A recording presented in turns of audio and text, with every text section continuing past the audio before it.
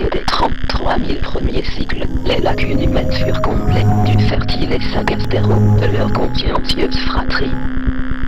Et quand vint l'ouverture du portail, vaincu du trousseau de la grande faim, révélation traversa les hommes, comme l'onde traverse le filet, qu'il maille trop lâche ne peut garder, les présents qui versaient son savoir.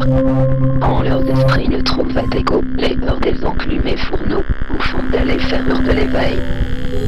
Et eux qui n'avaient jamais été agiles sur les cendres de lumière, prirent soudain chouette pour étendard, qui annula l'urne faseille. Et si le souffle des grands reptiles s'enflait par force de l'habitude contre l'ignorance de ce gréement, se m'afflayait sans que brille ne vienne.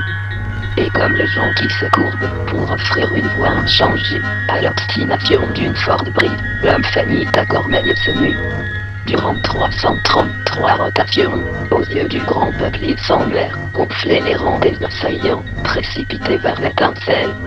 Mais au creux des sourdes oreilles se formait le murmure d'autres verbes, ou luisaient différentes tentations. Si seuls ils affirmaient conscience que nul autre ni sur terre ne partage, alors de leur amère allégeance se dessinait une fin vengeresse. Et son propre glaive adouberait une seigneurie que lui imposait le germe croissant dans son ventre.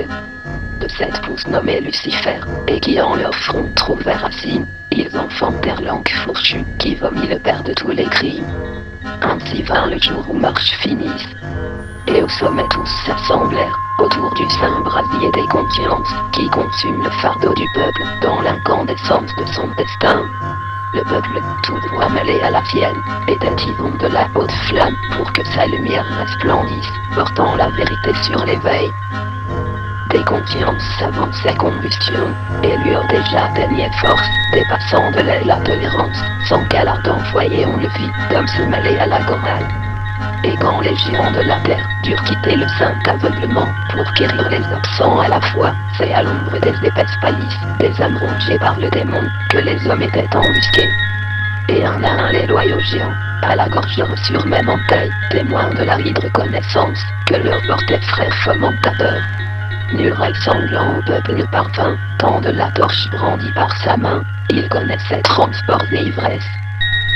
De ce jour naquit le règne des villes, de la trahison au grand peuple, sourdi pouvoir qui ne peut échoir qu'aux impies qui le convoitent, car là n'est pas le sens de sa sainte voix.